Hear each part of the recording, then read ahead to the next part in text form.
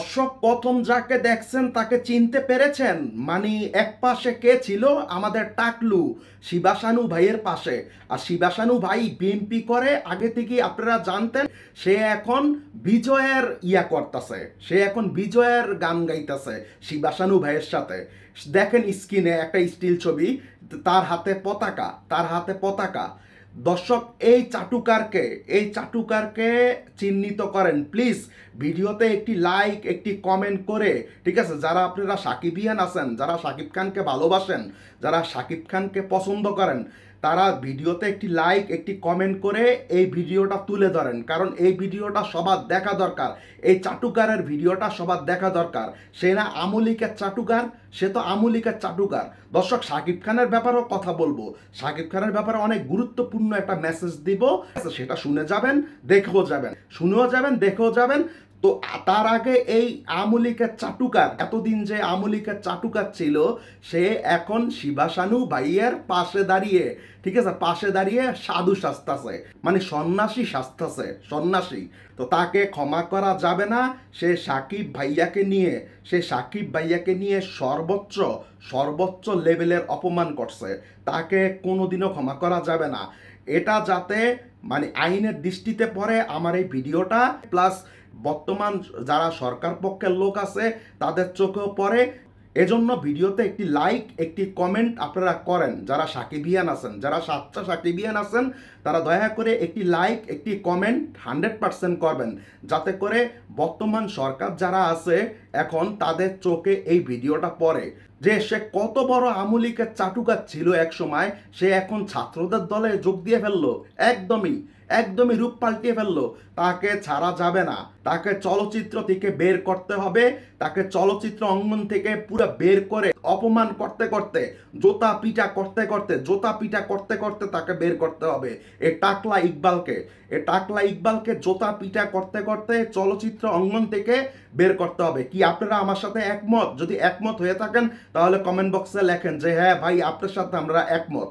চলুন দর্শক, এবার একটু সাকিব ভাইয়াকে নিয়ে কথা বলি।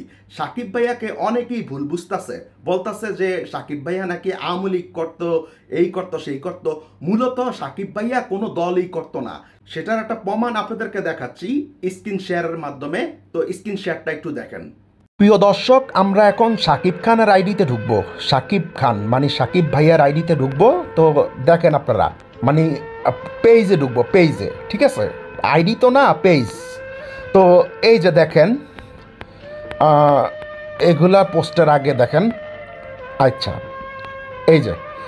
এই পোস্টটা আগস্টের 3 তারিখে দিছে ছাত্রদেরকে নিয়ে, ঠিক আছে? একটা পতাকা দেখতেই পাইতেছেন, একটা পতাকা আগস্টের 3 তারিখে সাকিব ভাইয়া এই পোস্টটা দিছে ছাত্রদের পক্ষ নিয়ে।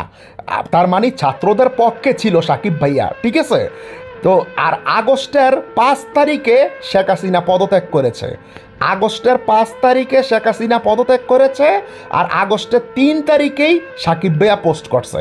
তার মানে কি সাকিব ভাইয়া কি আমলিক করে? এখন কি বলবেন সাকিব ভাইয়া আমলিক করে? প্লিজ একটু কমেন্ট বক্সে লেখেন, যারা সাকিবিয়ান আছেন একটু কমেন্ট বক্সে লেখেন তো যে সাকিব ভাইয়া কি আমলিক করে। যদি আমলিক করতো তাহলে ছাত্রদের পক্ষে সে আগস্টের 3 তারিখে এটা পোস্ট করছে, আর আগস্টের 5 তারিখে শেখ হাসিনা পদত্যাগ করে পালিয়েছে, ঠিক আছে? এখানেই শেষ না, জুলাইয়ের 15 তারিখে আন্দোলন শুরু হয়েছে। এই আন্দোলন ঘিরে জুলাইয়ের 17 তারিখে সাকিব ভাইয়া একটা পোস্ট করছে। 15 তারিখে না যেন 14 তারিখে মেবি, এরকমই তো আন্দোলন শুরু হয়েছে। তো সাকিব ভাইয়া কী লেখছে দেখেন, আমার প্রাণের বাংলাদেশ এভাবে রক্তাক্ত হতে পারে না, কারো মা বাবার বুক এভাবে খালি হতে পারে না। আপনারা যারা অভিভাবক পর্যায়ের আছেন তাদের কাছে অনুরোধ রইল, এখনই আন্দোলন শিক্ষার্থীদের সাথে কথা বলে এই সংকট যৌক্তিক বের করুন, মানে শিক্ষার্থীদের সাথে কথা বলে এই সংকট যৌক্তিক সমাধান বের করুন। সব ধরনের সংঘাতে সম্পত্তি চাই, সাকিব খান। তার মানে দেখেন, সাকিব ভাইয়া কতটুক সচ্চা ছিল আপনারা বিশেষ করে এই পোস্টটা দেখেন। কোনো পোস্ট দেখার দরকার নাই, কারণ হচ্ছে এই পোস্টটা হচ্ছে মেনলি একবারে জটিল একটা পোস্ট, যে আগস্টের 5 তারিখে শেখ হাসিনা পালাইছে, শেখ হাসিনা পদত্যাগ করে পালিয়েছে ভারতে, আর আগস্টের 3 তারিখেই মানে 2 দিন আগেই শাকিব খান ছাত্রদের পক্ষ নিয়ে এই পোস্টটা করছে।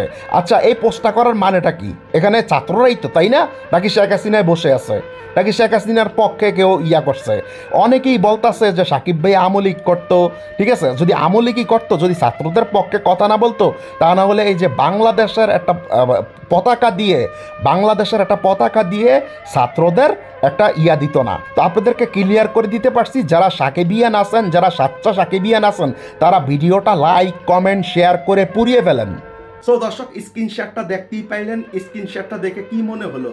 যে সাকিব ভাইয়া আসলে মূলত ছাত্র আন্দোলনের পক্ষে ছিল, ছাত্র আন্দোলনের পক্ষে ছিল, আওয়ামী লীগের পক্ষে ছিল না, ছাত্র আন্দোলনের পক্ষে ছিল। আমি কথা বেশি বাড়াতে চাচ্ছি না, আপনারা নিশ্চয়ই সব কিছু দেখলেন।